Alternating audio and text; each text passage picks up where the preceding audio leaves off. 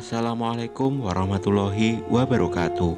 Jumpa kembali bersama saya Joko di Wisprogo Channel. Untuk cerita kali ini akan melanjutkan cerita yang berjudul Sinden Pengabdi Setan bagian ketiga. Sebelum ke cerita, jangan lupa subscribe channel ini dan nyalakan tanda notifikasi agar dapat update cerita dari kami. Atau kalian yang ingin membaca cerita dari Dioseta, akan kami cantumkan linknya di bawah deskripsi. Langsung saja kita dengarkan ceritanya. Sinden Pengabdi Setan bagian ketiga. Penyesalan di ujung harap. Angin berhembus dengan kencang pada malam itu. Secepat mungkin aku kembali ke desa Gendis untuk memastikan kondisi di sana. Suasana terlalu tenang di sana. Sepertinya warga sudah mulai beristirahat. Hanya satu tempat yang masih ada aktivitas saat itu, balai desa. Mungkin warga dan keluarga jenazah masih berjaga di sana untuk menghindari hal yang tidak diinginkan. Beruntung, Mas Jatmiko masih bisa kami temui di sana. Kami segera mengistirahatkan Pak Pram ayah Gendis di balai desa agar segera mendapatkan perawatan dari mereka yang masih berada di sana. Pak Pram, apa yang terjadi? Tanya Jatmiko yang masih setengah menahan kantuknya. Nanti akan kami ceritakan. Yang terpenting, di mana Mbah Jurip? Tanyaku. Mas Jatmiko melihat ke arah sekitar. Ia menatap ke sebuah tikar yang sudah kosong dengan bekas seorang yang menidurinya. Tadi Mbah Jurip di sini, ucap Jatmiko dengan wajah yang kebingungan. Kita cari Nan, dia pasti merencanakan sesuatu, ucap Cahyo. Jatmiko terlihat bingung melihat kepanikan kami. Kami pun menceritakan tentang kejadian semalam saat Mbah Jurip menjadi pengikut Sinden Pengabdi Setan itu dan mencoba membunuh ayah Gendis untuk membuktikan kesetiaannya. Maksudnya Sinden yang mengutuk desa ini bukan hanya Nyai Lindri? Tanya Jatmiko. Benar, kejadian Nyai Lindri berhubungan dengan sejarah kelam desa ini. Sekarang yang terpenting kita mencari Mbah Jurip sebelum ia mencelakai warga desa.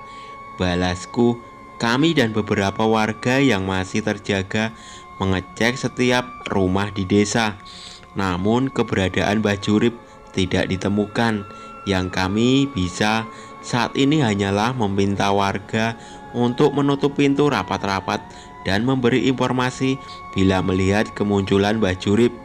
Aku melihat waktu itu saat ini menunjukkan pukul 3 pagi. Kami pun memilih untuk beristirahat di balai desa sambil berjaga dari hal-hal yang tidak diinginkan. Gendis pun menemani ayahnya yang juga sedang dirawat di balai desa. Pagi datang, warga sudah disibukkan dengan pemakaman jenazah korban kutukan sinden kemarin. Aku mencari informasi apakah ada petunjuk mengenai keberadaan Mbah Jurip. Namun tidak ada satupun warga yang melihatnya. Apa mungkin yang diincar Mbah Jurip tidak ada di desa ini? Ucap Cahyo sambil berpikir. Ada benarnya ucapan Cahyo. Bisa jadi Mbah Jurip merencanakan hal lain. Mas Jatmiko, kira-kira apa ada orang lain yang diincar sinden itu selain warga desa? Tanyaku pada Mas Jatmiko. Mas Jatmiko berpikir sebentar. Ia sepertinya teringat akan sesuatu. Pak Baskoro, ia melarikan diri dari desa saat dukun-dukun gagal menahan kutukan Nyai Lindri, ucap Jatmiko. Mas Jatmiko, tahu Pak Baskoro di mana? Tanyaku. Jatmiko menggeleng. Tidak tahu Mas. Lagi pula biarin saja kalau orang seperti Baskoro mendapat ganjarannya, ucap Jatmiko dengan wajah yang kesal. Enggak begitu Mas, sejahat apapun Baskoro, dia tetap manusia, ucap Cahyo. Dia penyebab ini semua Mas. Seandainya ia tidak memperlakukan Nyai Lindri dengan seperti itu, kutukan ini tidak akan bangkit. Wajah Jatmiko terlihat geram. Kalau Baskoro mati, lalu apa? Apa kutukan ini selesai? Lalu apa yang terjadi dengan roh Baskoro yang tidak tenang? Bagaimana kalau anggota keluarganya menuntut balas dengan ilmu hitam? Ucap Cahyo yang mulai kesal dengan jawaban Jatmiko. Aku mengerti kekesalan Jatmiko dan menahan emosi Cahyo, walaupun sebenarnya tidak ada yang salah dengan apa yang dikatakan oleh Cahyo. Mas Jatmiko, kalau sampai Pak Baskoro mati di tangan setan itu, artinya setan itu menang. Keadaan tidak akan lebih baik. Percayalah, hukuman dari Yang Maha Kuasa lebih bijak dari apapun, ucapku. Jatmiko masih terlihat kesal, namun sepertinya ia menerima pendapatku. Kemungkinan dia ada di desa sebelah, desa tempat Sanggar Ki Joyo Talun berada. Dia pasti meminta pertolongan dari dukun-dukun yang pernah bekerja dengan Ki Joyo Talun, ucap Jatmiko yang akhirnya jujur. Cahyo pun segera berdiri mengemasi barang-barangnya. Mas, tolong gambarkan kami ke arah desa itu, ucap Cahyo. Saya antar aja mas, saya ambil motor dulu, balas Mas Jatmiko. Kami menitipkan Pak Pram dan Gendis kepada warga desa yang ada di sana dan menghampiri desa tempat padepokan Ki Joyo Talun berada. Desa Tarujaya, sebuah gapura yang cukup besar, menyambut kami bertiga saat memasuki desa tujuan kami. Sebuah desa yang cukup ramai bila dibandingkan desa Jatmiko tadi. Sebuah bangunan joglo yang besar terlihat dengan jelas di tengah desa. Bangunan itu terlihat begitu mencolok dengan ukuran yang paling besar di antara bangunan lainnya. Sayangnya tempat itu terlihat begitu sepi. Apa itu padepokannya Ki Joyo Talun? Tanyaku pada Jatmiko. Iya mas, dia dalang terpandang di tempat ini. Entah setelah kepergiannya siapa yang akan meneruskan padepokan itu, ucap Jatmiko. Kami pun berjalan menuju tempat itu sambil sesekali menyapa warga desa yang berlalu lalang. Melihat banyak bendera merah berkibar di beberapa sudut jalan menandakan baru saja ada yang meninggal di desa itu. Yang menyedihkan sepertinya korbannya cukup banyak. Total ada berapa orang yang meninggal Mas Jatmiko? Tanya Cahyo. Ada 12 orang yang meninggal dalam satu malam. Mereka para anggota pementasan Ki Joyo Talun, ucap Jatmiko. Ada yang selamat? Tanyaku. Ada, nanti kita akan bertemu dengan mereka di padepokan, balas Jatmiko. Kami memasuki halaman rumah joglo yang besar dengan ukiran-ukiran kayu mewah menghiasi bangunannya. Cahyo terhenti tepat saat akan memasuki halaman seolah menyadari sesuatu. Ada sesuatu yang besar tersembunyi di sini, ucap Cahyo. Aku juga menyadarinya. Ada mantra yang mengelilingi bangunan ini. Mungkin saja orang-orang pintar dari kelompok Ki Joyo Talun benar-benar bisa melindungi tempat ini. Tidak hanya itu, aku pun melihat sisa-sisa serangan yang residunya masih terlihat dengan jelas di sekitar halaman. Kula nuwun, permisi. Aku mencoba sesopan mungkin memasuki tempat ini, berharap ada yang keluar menemui kami. Permisi, ucapku memanggil dengan cukup keras. Namun sayangnya tidak ada jawaban sama sekali. Apa tidak ada orang di dalam? Mungkin sebaiknya kita tanyakan ke kepala desa, ucap Jatmiko. Enggak mas, di dalam banyak orang. Mereka sedang mengamati kita, jawab Cahyo. Sepertinya Jatmiko bingung dengan jawaban Cahyo.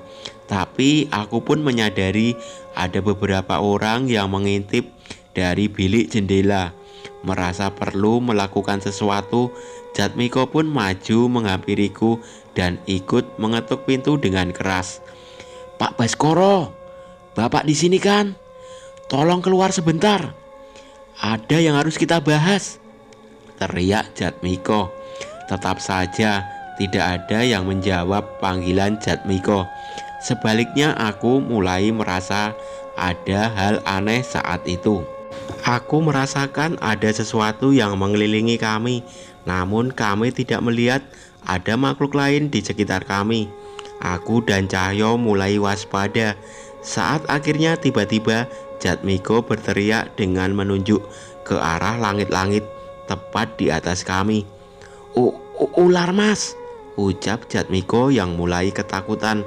Seekor ular besar melilit di atas langit-langit rumah dengan kepalanya yang seolah sudah bersiap menerjang ke arah kami. Jelas kami tahu ular itu bukan ular biasa.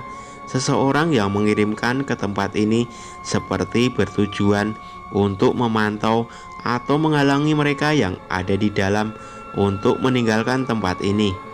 Tak menunggu lama, Cahyo membacakan sebuah mantra yang selalu membuatku sebal. Ia mengibas-ngibaskan sarungnya sambil mengucapkan mantra itu.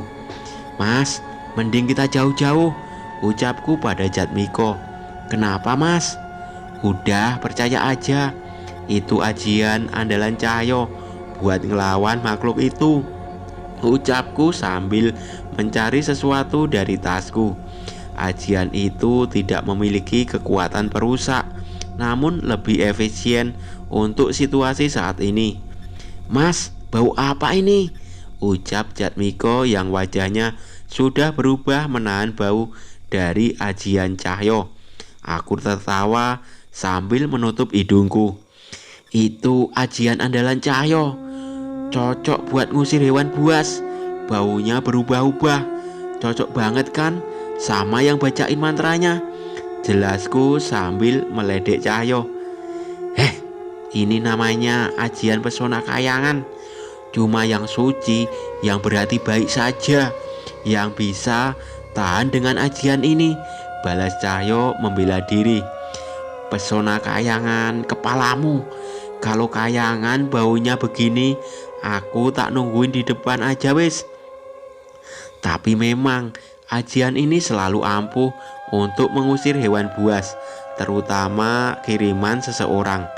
Tanpa adanya konfrontasi, si pengirim hewan itu tidak mengambil tindakan yang membahayakan kami. Tidak butuh lama sampai ular besar itu pergi melalui langit-langit bangunan joglo ini hingga menghilang dari pandangan kami. "Tuh kan ampuh, kamu juga harus belajar Nan," ucap Cahyo. "Nggak usah, kamu aja," balasku. Saat mengetahui ular itu tidak ada lagi di sekitar rumah, tiba-tiba suara kunci pintu kayu terdengar dan seseorang keluar menemui kami. "Mas Jatmiko," seorang pemuda muncul dengan membukakan pintu. "Iya Mas Sena, kami mencari Pak Baskoro. Kemungkinan ada seseorang yang berniat mencelakai dia," ucap Jatmiko. "Mbah Jurip ya?" balas seseorang yang ternyata bernama Mas Sena itu. Aku dan Cahyo saling berpandangan. Ia sudah tahu tentang Mbah Jurip. Kami berkesimpulan serangan semalam adalah perbuatan Mbah Jurip yang kesini terlebih dahulu saat kami melawan sosok sinden setan itu. Mas Sena menoleh kepada kami dan Mas Jatmiko segera menjelaskan maksud keberadaan kami di tempat ini. "Benar, Pak Baskoro ada di sini. Mari masuk dulu," ucap Mas Sena. Kami segera masuk ke dalam pendopo joglo yang besar itu. Isi bangunannya tertata dengan rapi oleh berbagai instrumen gamelan dan peti-peti yang digunakan untuk menyimpan wayang. Dinding-dindingnya pun tak luput dari hiasan yang terbuat dari kulit hewan. Aroma kemenyan tercium dari berbagai sudut tempat ini. Kami memang sudah tahu sedang ada beberapa orang yang sedang melakukan ritual di rumah ini. Mas Sena mengantarkan kami ke ruangan yang cukup besar di sana. Ada dua orang dengan pakaian menyerupai dukun dan seorang pria berpakaian rapi dengan wajah yang cemas. Aku menduga dia adalah Pak Baskoro. "Mau apa kalian kemari?" ucapnya tanpa ada sikap ramah sekali. "Mohon maaf Pak, kami kesini untuk membantu Pak Baskoro. Mbah Jurib yang sudah menjadi pengikut sinden itu pasti mengincar Pak Baskoro," jelasku. "Kalian tidak usah ikut campur. Kedua dukun ini bisa dengan mudah mengalahkan suruhan sinden itu," ucap Baskoro. Bukannya menjawab, Cahyo malah berkeliling ke kedua dukun itu dengan mengintip tungku yang mereka gunakan untuk membakar kemenyan. Yang satu pegangannya kucing hutan, yang satu lumayan pegangannya gagak siluman. Tapi jelas nggak mungkin ngalahin Mbah Jurib, apalagi sinden itu. "Wis Nan, kita tinggal aja, kita nonton aja," ucap Cahyo sambil meledek kedua dukun yang mencoba melindungi Baskoro. Jatmiko terlihat heran dengan tingkah Cahyo, padahal sebelumnya ia tahu bahwa Cahyo bersikeras ingin membantu Pak Baskoro. "Kurang ajar kalian, meremehkan mereka," teriak Pak Baskoro tidak terima. "Bapak yang tidak sadar, kedua dukun itu sudah setengah mati gara-gara serangan semalam. Kalau cuma mengandalkan mereka, mending saya bantu warga nyiapin keranda jenazah lagi," ucap Cahyo dengan santai. "Bocah sombong, apa yang kamu pegang sampai berani meremehkan mereka?" tantang Pak Baskoro. Tangan Cahyo mengangkat satu jarinya ke atas. "Gusti Allah." Kami pun pergi meninggalkan mereka yang terus sibuk melakukan ritualnya. Mas Sena terus menemani kami. Sepertinya ia juga memiliki sesuatu untuk diceritakan. Ternyata Mas Sena lah yang seharusnya secara resmi mewarisi padepokan ini. Namun karena pengalamannya yang masih kurang dan masih dalam masa berkabung, segala sesuatunya masih dipegang oleh sisa anggota wayang Ki Joyo Talun. "Terus mas-masnya gimana setelah ini?" tanya Mas Sena. "Kita izin bermalam di sini Mas. Nanti malam pasti ada serangan lagi. Kita baru turun tangan ketika dukun itu sudah tidak berdaya," jawabku. Tapi kalau bisa jangan sampai kedua dukun itu mati Mas," pinta Mas Sena. Dia bercerita kedua dukun itu sebenarnya adalah Gambuh yang memang bertugas menjaga pemain yang kadang sering mendapat gangguan. Walau seperti itu, pengalamannya masih di atas orang pintar pada umumnya. Pak Baskoro lah yang memaksa mereka untuk menjadi pelindungnya. "Mereka sudah seperti saudara saya sendiri, sama seperti anggota yang lain," ucap Mas Sena. "Tenang Mas, kami mengerti. Kami akan jalankan amanah Mas Sena," balas Cahyo. Kami menunggu ruang yang berbeda dengan Pak Baskoro. Mas Sena juga menyambut kami dengan baik, walaupun kami tidak saling kenal sebelumnya. Mas Sena nggak curiga sama mereka? Jarang-jarang ada orang asing yang disambut dengan baik seperti ini di padepokan, tanya Jatmiko. "Saya ingat sama Vespa motor itu Mas," ucapnya. Aku dan Cahyo saling bertatapan. "Apa Mas Sena pernah bertemu dengan Cahyo sebelumnya?" "Waktu saya kecil, saya pernah diantari naik motor Vespa itu waktu di desa Kadimaya," ucapnya. Desa Kadimaya adalah tempat pertama kali aku bertemu dengan Cahyo waktu kecil. Dulu desa itu adalah desa penghasil dalang dengan pemain wayang pada zamannya. Aku ingat dulu waktu kecil Pak Lek pamer kepadaku saat memiliki Vespa itu. Namun lambat laun aku diberitahu bahwa Vespa itu adalah milik kepala desa yang dipinjam Pak Lek. Sampai akhirnya Vespa itu diberikan kepada Pak Lek karena sudah sangat membantu desa itu. Mas Sena pernah ke desa Kadimaya? Tanyaku yang mulai tertarik dengan ceritanya. Iya mas, saya nggak mungkin lupa. Motor Vespa punya kepala desa Kadimaya dengan nomor antik begitu. Dulu bapak belajar wayang sebentar di sana sebelum berkeliling dan membangun padepokannya sendiri di sini. Jelasnya, aku segera mengacak-ngacak rambut Cahyo. Ada gunanya juga kamu ngerawat Simbah, ledekku. Wes, dibilangin benda milik orang hebat pasti punya pengalaman hebat, jawabnya sambil mengunyah kacang yang disajikan Mas Sena. Dari ucapannya aku tahu bahwa itu adalah ungkapan kekagumannya pada Pak Lek. Hari itu kami habiskan dengan saling bercerita tentang cerita wayang yang ia pelajari dari desa Kadimaya hingga beberapa adaptasi wayang yang membawa ayahnya Ki Joyo Talun menjadi dalang yang dipandang. Sayangnya ketenaran membuatnya menjadi gelap mata. Ia memperistri beberapa sinden hingga mengincar istri sahabatnya Pak Baskoro.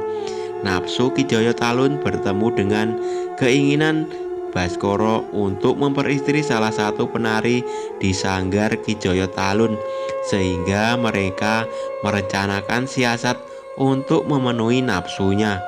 Baskoro menuduh Nyai Lindri berselingkuh dengan Ki Joyo Talun dan mengusirnya dari rumah agar ia bisa memperistri penari itu dengan bantuan Ki Joyo Talun.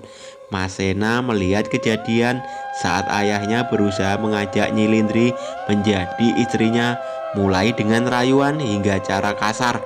Namun Nyai Lindri tetap pada pendiriannya. Mas Sena tidak tahu dengan jelas apa yang ayahnya perbuat hingga Nyi Lindri memutuskan untuk bunuh diri. Di satu sisi ia mengutuk perbuatan ayahnya, di satu sisi ia merasa harus menyelesaikan apa yang telah diperbuat oleh ayahnya. Aku jadi ingat kisah tentang Wibisana. Dia memilih jalan yang berbeda dari saudaranya demi kebaikan. Ucapku mencoba menggambarkan apa yang Mas Sena perjuangkan saat ini. Terima kasih mas, saya tersanjung, jawabnya. Ceritane piye Nan? Kok aku orang ngerti? Ceritanya gimana Nan? Kok aku gak ngerti, gak tahu? Tanya Cahyo. Aku pun tertawa dan mencoba menceritakan itu pada Cahyo, dibantu oleh Mas Sena yang lebih mengingat cerita itu lebih detail daripada aku. Hari mulai malam.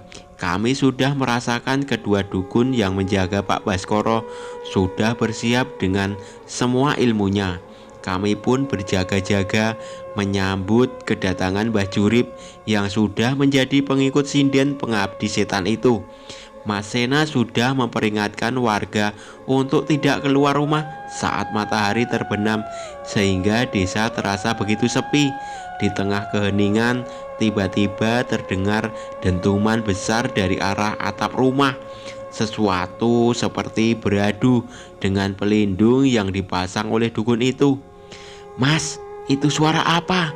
Tanya Jatmiko yang penasaran. Dia mencoba mencari tahu, tapi aku menahannya untuk berdiri. Mas Jatmiko dan Mas Sena, mulai saat ini jangan keluar rumah sebelum saya izinkan, ucapku. Memangnya itu apa mas? Tanya Jatmiko. Cahyo mengintip dari celah gorden dan bersiap mengambil sarungnya. Banaspati, Mbah Jurip benar-benar bukan dukun sembarangan, jawab Cahyo. Kami pun memutuskan untuk keluar ruangan. Dengan pintu depan terlihat sudah terbuka lebar dengan kedua dukun yang berdiri di sana. Pak Baskoro, jangan sekalipun keluar dari bangunan ini, ucap salah seorang dukun itu. Sayangnya ia sendiri sudah terlihat terluka menahan serangan Banaspati yang menyerang rumah ini. Sesuai rencana awal, kami menunggu hingga pertarungan mereka selesai dulu baru turun tangan. Aku memperhatikan dari sisi jendela. Mbah Jurip kini penampilannya sangat berbeda. Tubuhnya lebih gagah, seolah mendapat kekuatan yang baru. Baskoro, lebih baik kamu keluar. Dua dukun ini tidak akan mampu mengalahkanku, ucapnya sambil tertawa sombong. Ucapan Mbah Jurip benar. Itu dapat dipastikan dari kedua dukun yang tidak berani membalas ucapan Mbah Jurip. Kedua dukun itu membaca mantra dengan masing-masing keris di genggamannya. Dari keris itu terlihat bayangan sosok makhluk berwujud kucing besar berwarna hitam dan makhluk bersayap menerjang ke arah Mbah Jurip. Mbah Jurip terlihat waspada. Ia juga mengeluarkan kerisnya berusaha membaca dari mana makhluk kiriman dukun itu akan datang. Dan tepat saat akan menyerangnya, sebuah libasan ekor ular besar mementalkan kedua makhluk itu. Tak cukup sampai di situ, sosok ular itu tiba-tiba muncul di dekat makhluk andalan kedua dukun itu dan memakannya. Saat itu juga darah bermuncratan dari mulut kedua dukun yang melindungi Baskoro. Kami bersiap keluar menghampiri kedua dukun itu dan menariknya masuk ke dalam. Sudah Mbah Jurip, mengikuti sinden itu cuma akan membuatmu sengsara. Kembalilah, kami akan melindungimu, ucapku.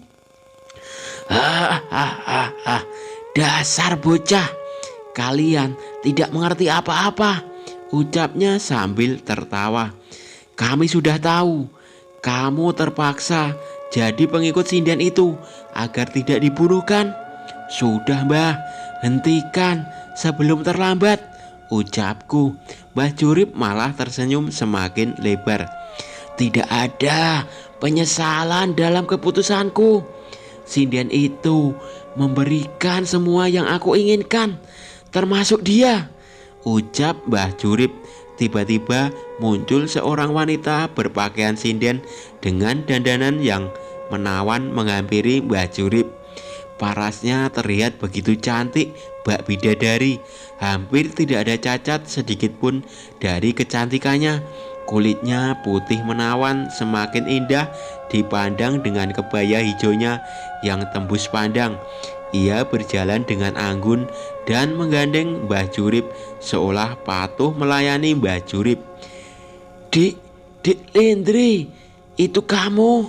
Dari dalam rumah, Pak Baskoro terkesima melihat sosok perempuan yang ia kira adalah seorang yang ia campakkan hingga mengorbankan nyawanya. Wanita itu hanya menjawab dengan anggukan. Benar, itu Nyai Lindri, ucap Jatmiko heran. Sepertinya ia juga terkesima dengan kecantikan wanita di hadapannya itu. Hahaha. Mbah Jurip tertawa dan memeluk Nyai Lindri dari belakang. Dengan menjadi pengikutnya, wanita cantik ini sekarang menjadi milikku. Ia sepenuhnya menuruti permintaanku. Mbah Jurip dengan bangga memamerkan Nyai Lindri yang sangat patuh kepadanya. Di hadapan Baskoro yang terkesima dengan penampilan istrinya itu, Mbah Jurip merangkulkan kedua tangannya di pinggang Nyai Lindri dan mengecup bibirnya. Aku melihat wajah Pak Baskoro mulai terbakar api cemburu. Tak hanya itu, Mbah Jurip melepas kasutnya dan memberi isyarat ke Nyai Lindri tanpa ada bantahan dari Nyai Lindri yang cantik bak bidadari itu. Segera berlutut dan mencium kaki Mbah Jurip. Dengan perempuan secantik dan sepatuh itu, kalian pasti tahu apa yang akan kami lakukan untuk menghabiskan malam ini, ucapnya dengan bangga. Hentikan, kembalikan istriku, teriak Baskoro yang berlari keluar tak tahan dengan api cemburu setelah melihat kecantikan Nyai Lindri. Istri, goblok, kamu lupa apa yang kamu lakukan padanya, ucap Mbah Jurip. Seketika aku mulai mengerti apa rencana Mbah Jurip. Pak Baskoro, jangan terpengaruh, kembali ke dalam, ucapku, namun sama sekali tidak dihiraukan olehnya. Aku membacakan doa untuk menampakkan wujud asli dari makhluk yang menyerupai Nyai Lindri itu. Anehnya, itu tidak berhasil. Sebaliknya, Nyai Lindri malah menoleh ke arahku dengan senyuman yang manis. "Gagal, Nan?" tanya Cahyo. "Iya, apa mungkin dia beneran Nyai Lindri?" ucapku yang masih belum mengerti. "Enggak mungkin, Nan," jawab Cahyo. Tapi sepertinya ia juga terdengar ragu. Pak Baskoro yang diliputi rasa penyesalan terus memandangi Nyai Lindri. "Dik, ini Mas Baskoro. Maafin Mas ya, kita pulang," ucap Baskoro memohon.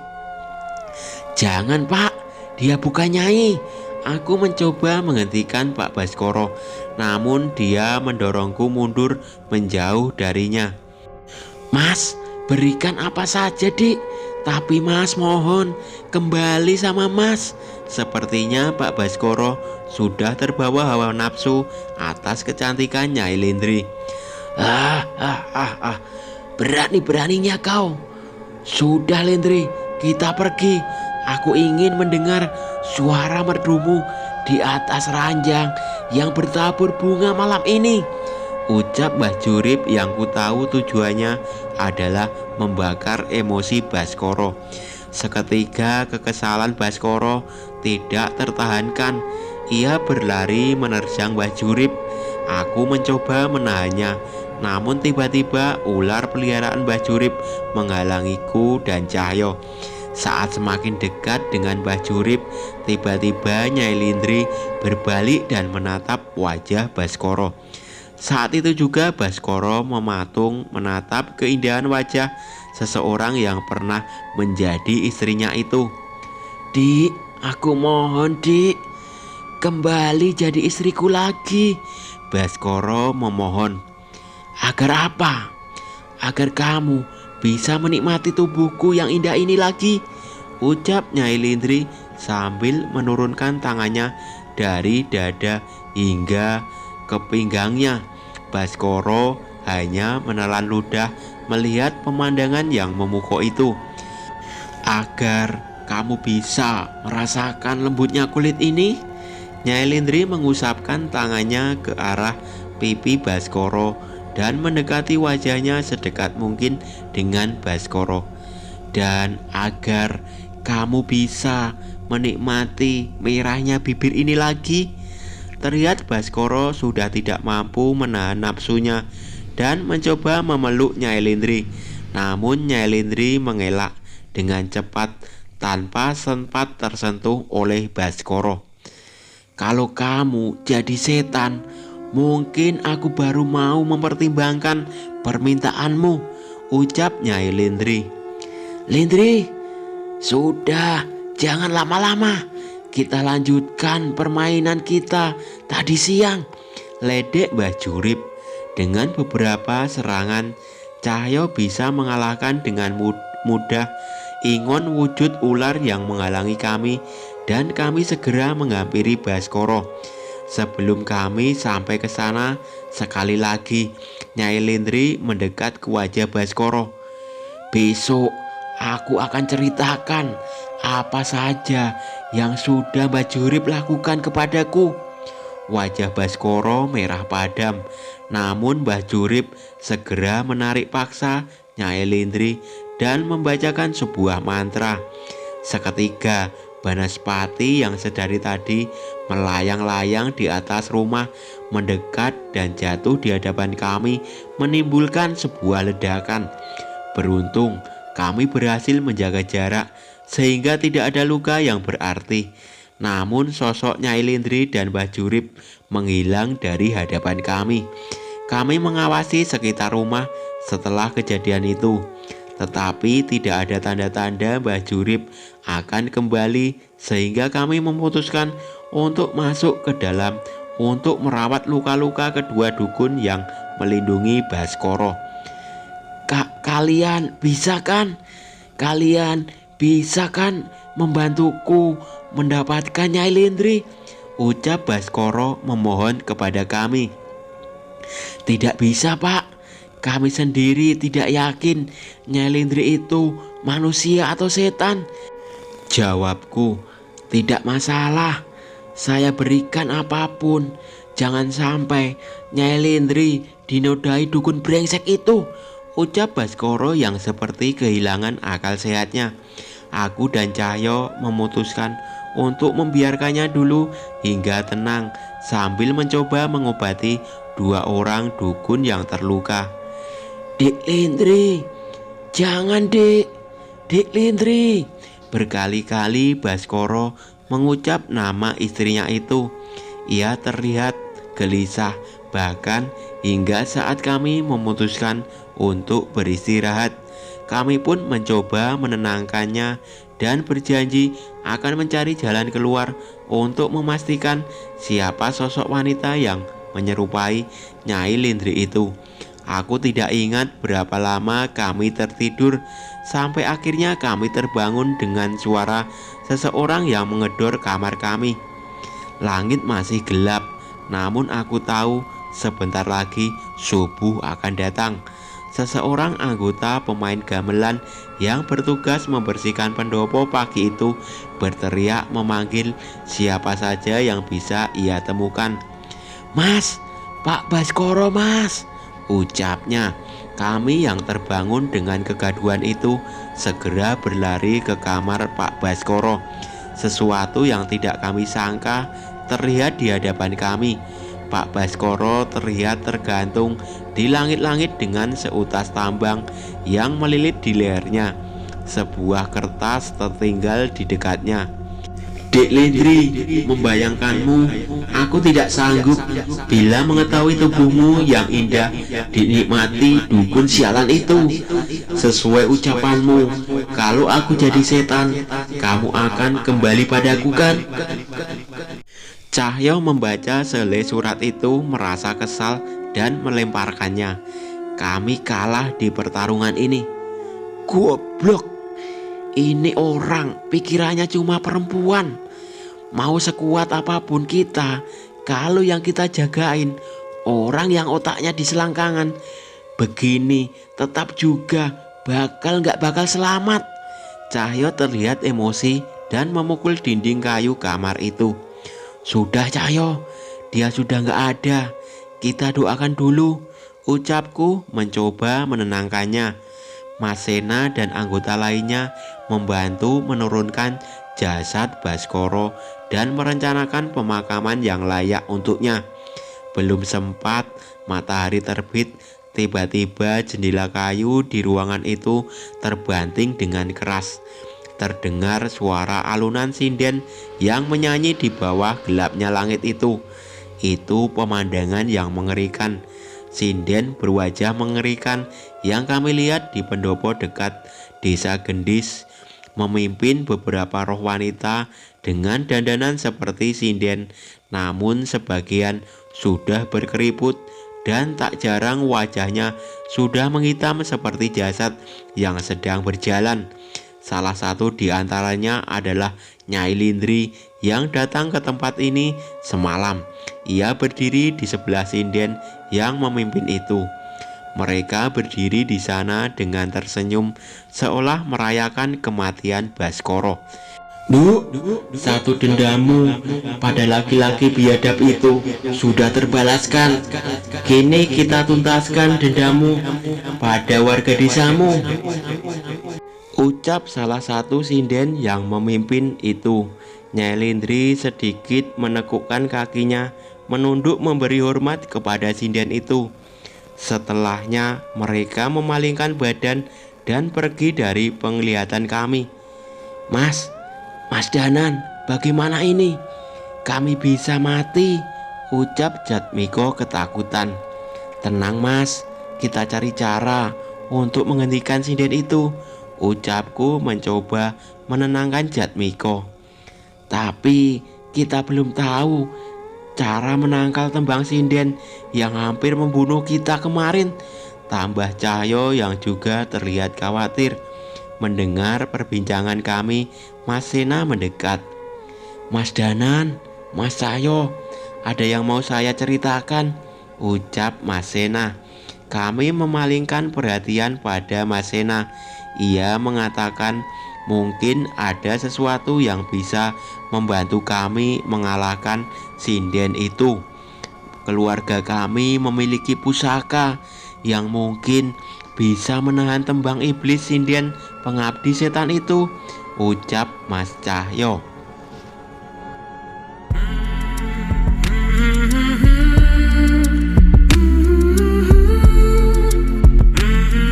Oke, sampai di sini dulu cerita dari saya. Jangan lupa subscribe, like, share, komen, dan nantikan cerita-cerita berikutnya dari kami.